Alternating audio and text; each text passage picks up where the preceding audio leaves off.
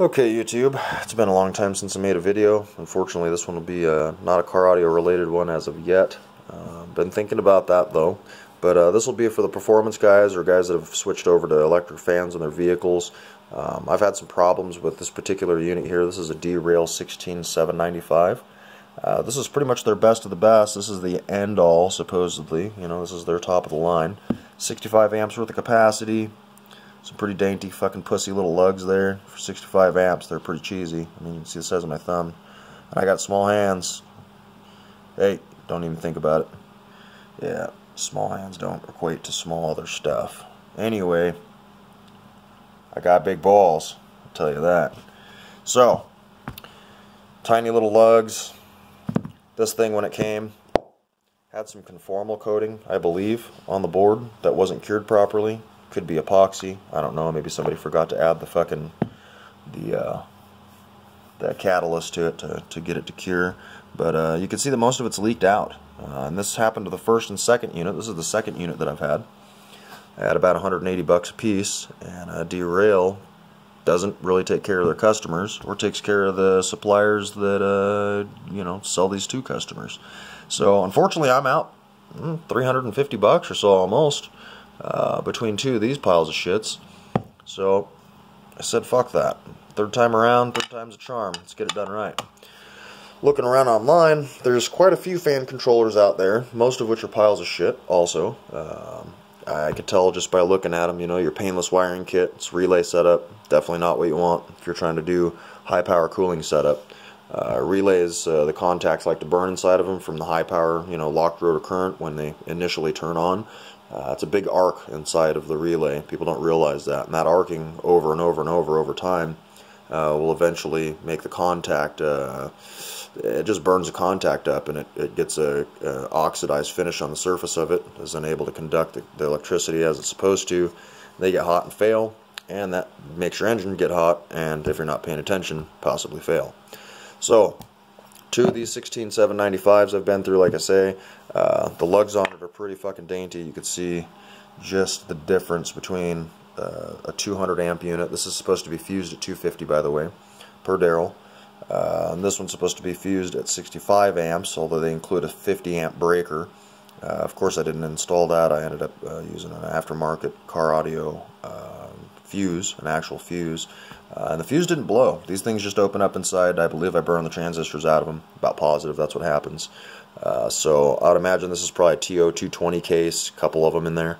Nothing too fancy, nothing that's anything substantial, nothing that you could trust your life with.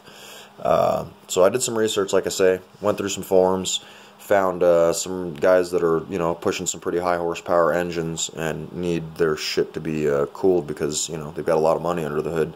You know, I'm talking 500 inch plus cubic inch engines that are doing big power. So big money under the hood. A lot of guys are using the AutoCool stuff.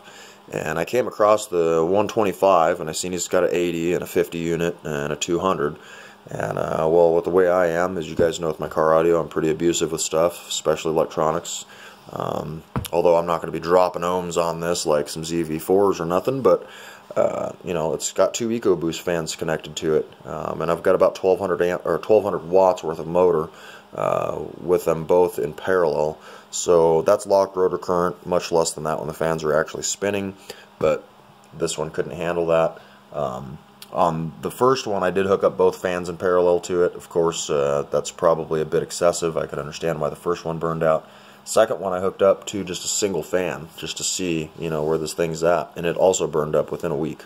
So very noisy, made a lot of noise when it was PWMing or doing the high speed switching. This is done on the positive side too, so this is a positive side switch.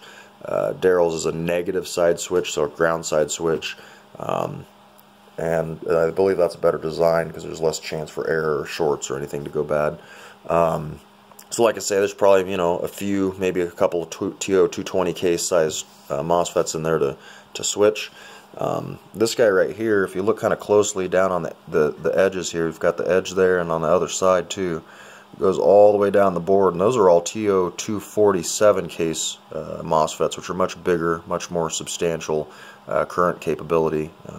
They're just better at dissipating heat, and they have more silicone in them to switch power. So like I said, it's got 10 of those bad boys in it, and you're supposed to fuse this at 250. But we're going to install this in the truck, and I just wanted to make sure I made a video of this for Derale, because I know he doesn't need help selling these bad boys, but it looks like such a good product just pulling it out of the box, looking at the lugs.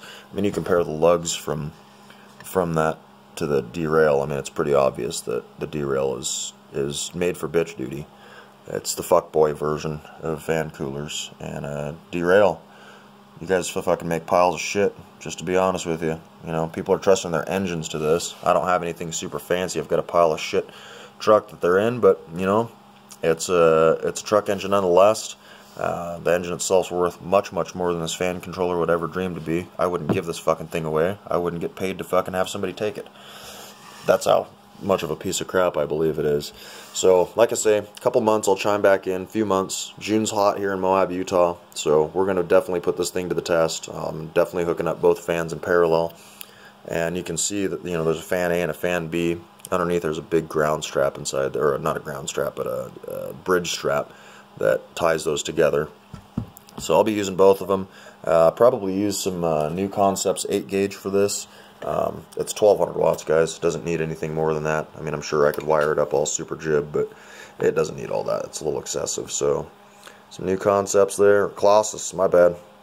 Colossus Flex is what it is by New Concepts. So we'll use that to install, and we'll see how it turns out. I'll chime in as soon as I have some torture testing done. You guys know I'm not nice to my electronics in the car audio world anyway. So like I say, we'll put this through the ringer, see what it does, and I'll chime back in and let you guys know the reliability and how it fares with my type of abuse, which is beyond extreme. Alright, till then guys, we'll see you.